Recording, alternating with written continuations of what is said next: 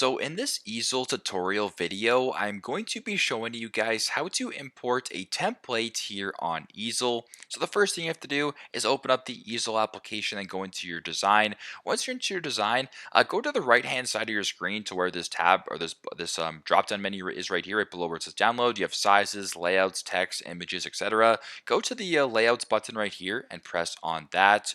Then once you're here, what you can actually do is search for, different templates here on Easel. So for example, you can search for a template if you want. You can go to team templates, my designs, Easel templates, whatever it may be. You can scroll down to, let's just say, for example, YouTube thumbnail for demonstration. I'll go ahead and press enter there. There actually are no designs, so you can just go ahead and play around with it. Some designs will show up, some designs will not.